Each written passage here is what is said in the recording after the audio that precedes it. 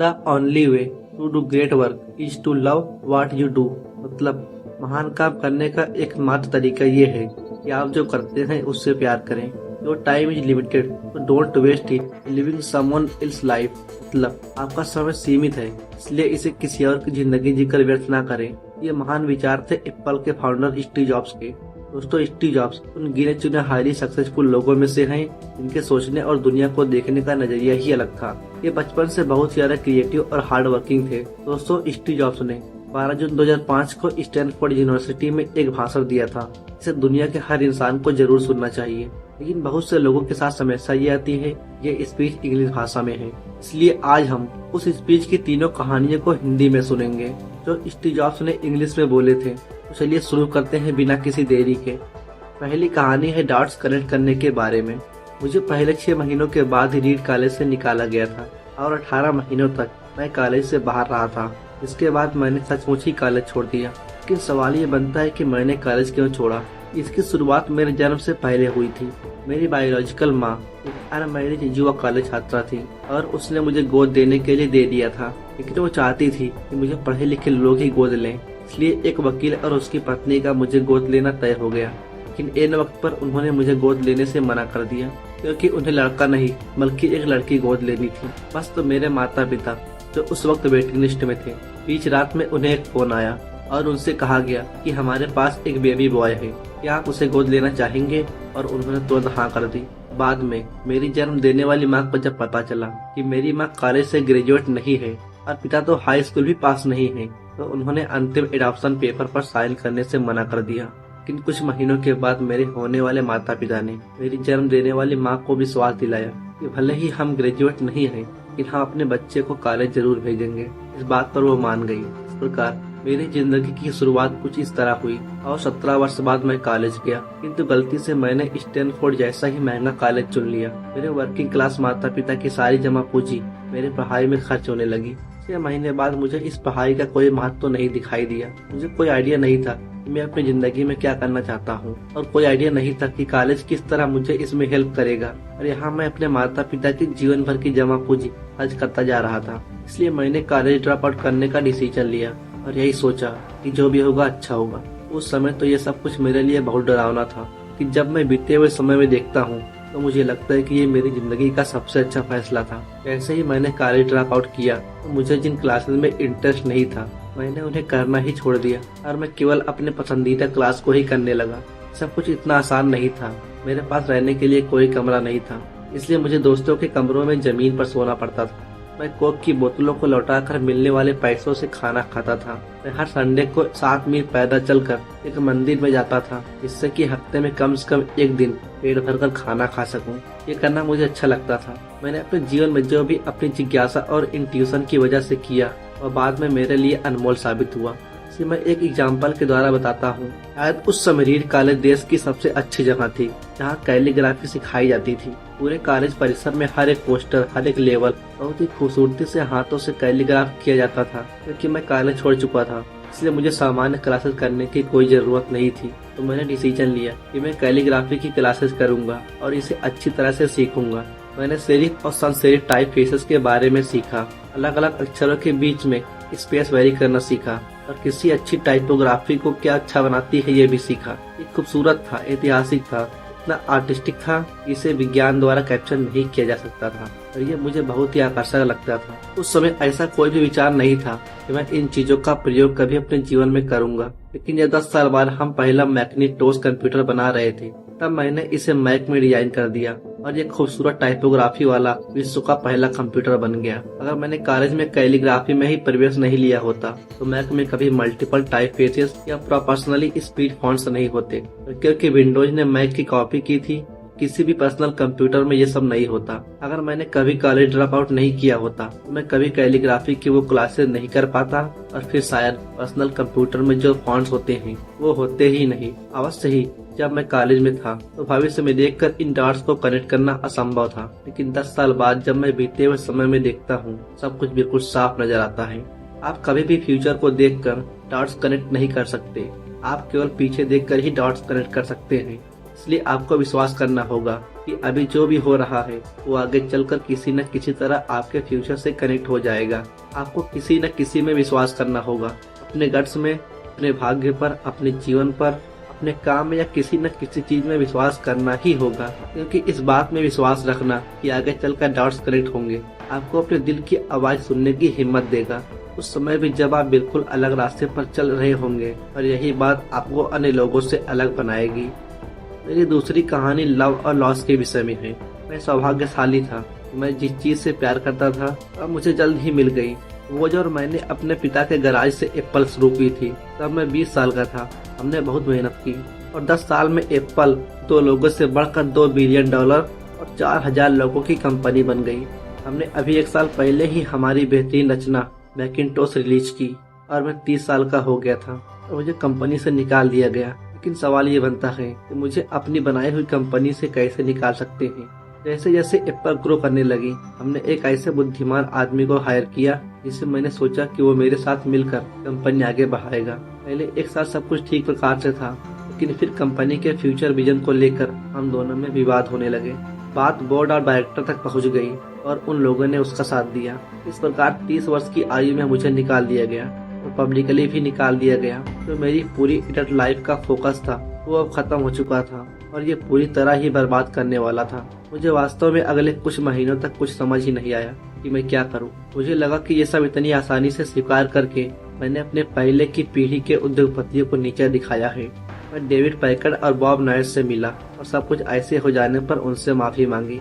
मैं एक बहुत बड़ा पब्लिक फेलियर था। एक बार तो मैंने वैली छोड़कर जाने को भी सोची।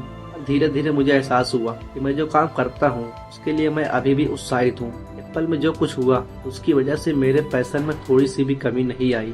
मुझे रिजेक्ट कर दिया गया था, फिर भी अब भी मैं अपने काम से प्यार करता हूँ। इसलिए मैंने एक बार फिर से शुरुआत करने की सोची।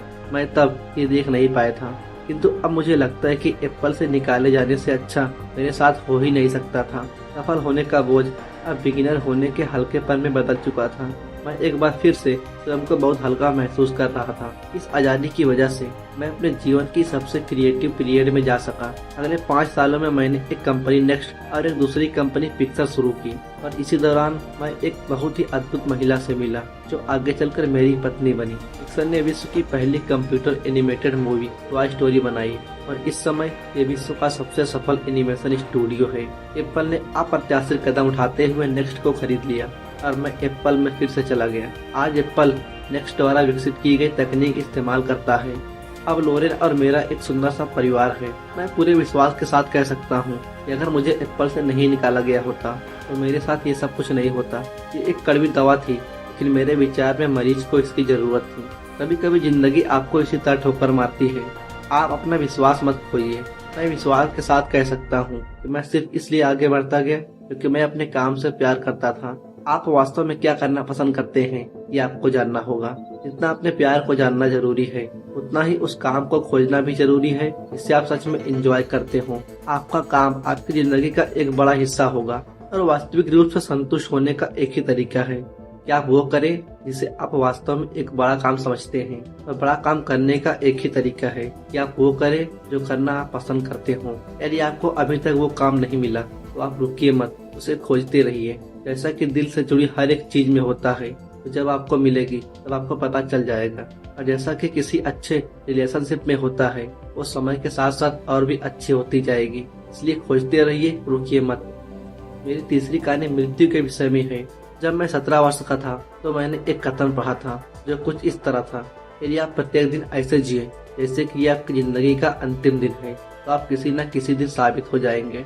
इसने मेरे दिमाग पर एक छाप छोड़ दी और तब से पिछले 33 सालों से मैंने प्रत्येक सुबह उठकर शीशे में देखा है और स्वयं से एक सवाल किया है, अगर आज का दिन मेरी जिंदगी का अंतिम दिन होता तो क्या आज मैं वो करता जो मैं करने वाला हूँ। जब भी लगातार कई दिनों तक उत्तर नहीं होता तो मैं समझ जाता हूँ कि कुछ बदलने की जरूरत है।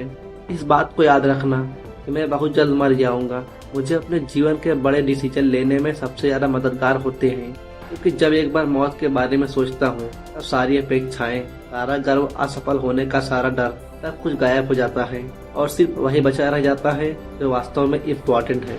इस बात को याद रखना कि एक दिन मरना है। किसी भी चीज के खोने के डर को दूर करने का सबसे अच्छा तरीका है आप पहले से ही नंगे हैं, ऐसा कोई रीजन नहीं है कि आप अपने दिल की ना सुने। करीब 1 साल पहले ही पता चला कि मुझे कैंसर है। सुबह 7:30 बजे मेरा स्कैन हुआ, जिसमें साफ दिखाई दे रहा था कि मेरे अग्नाशय में ट्यूमर है। मुझे तो जानकारी भी नहीं थी कि पैनक्रियाज क्या होता है।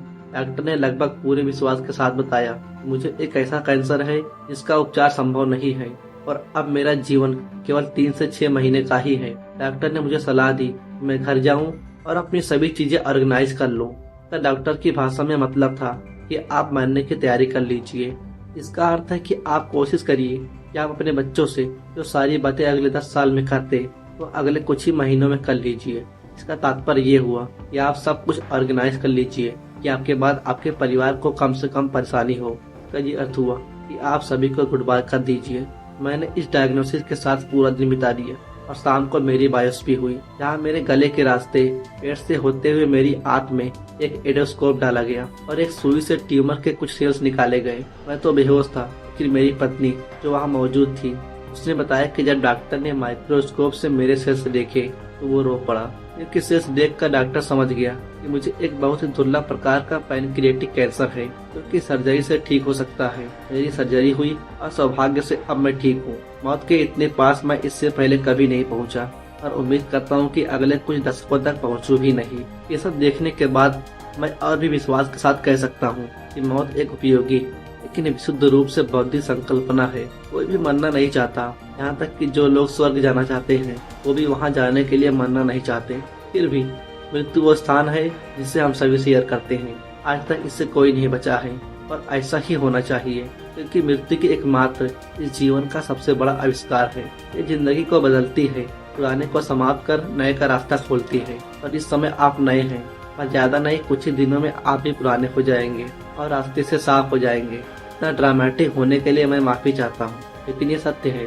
आपका समय सीमित है, इसलिए इसे किसी और की जिंदगी जीकर व्यर्थ मत कीजिए। बेकार की सोच में मत फंसिए, अपने जीवन को दूसरों के हिसाब से मत चलाइए और के विचारों के शोर में अपने अंदर की आवाज को मत दबाइए। और सबसे इम्पोर्टेंट ये है कि अपने दिल और इंट्यूशन की बात सुनने का साहस रखें। वे पहले से ही जानते हैं कि तुम वास्तव में क्या बनना चाहते हो, बाकी सब चीजें सेकेंडरी हैं। जब मैं छोटा था तब एक अद्भुत publication the Whole Earth Catalog हुआ करता था, कि मेरी पीढ़ी की बाइबल्स में से एक था। इसे स्टीवर्ट ब्रांड नाम के एक व्यक्ति जो यहाँ मेलोन यार्क से अधिक दूर नहीं रहते थे ने इसे अपना पोएट्री टच देकर बड़ा ही जीवंत बना दिया था। ये 60 के दशक की बात है, जब कंप्यूटर और डेस्कटॉप पब्लिशिंग नहीं हुआ करती थी। पूरी सूची टाइपराइटरों, कैंची और पोलराइड कैमरों की मदद से बनाया जाता था। वो सब कुछ ऐसा था मानो कि गूगल को एक किताब के रूप में बना दिया गया हो, वो भी गूगल के आने के 35 साल पहले। वो एक आदर्श था, अच्छे टूल्स और महान विचारों से भरा था। स्टीवर्ट और उनकी टीम ने द होल अर्थ कैटलॉग के अनेक इशूज निकाले और अंत में एक अंतिम इशू निकाला। ये 70 के दशक का मध्य था और तब मैं आपकी उम्र का था। अंतिम इशू के पहले कवर पर प्रातःकाल के किसी गांव की सड़क का चित्र था। वो कुछ ऐसी सड़क थी जिसपे यदि आप रोमांचित हो तो किसी से लिफ्ट मांगना चाहोगे, और उस चित्र के नीचे लिखा था स्टे हंग्री स्टे फुलिश। ये उनका अंतिम संदेश था जब उन्होंने साइन ऑफ किया, स्टे हंग्री स्टे फुलिश। और मैंने अपने जीवन में हमेशा यही मांगा है। और अब जब आप सभी यहाँ से ग्रेजुएट हो रहे हैं तो मैं आपके लिए भी यही विश करता हूँ, स्टे हंग्री स्टे फुलिश। आप सभी को बहुत बहुत धन्यवाद।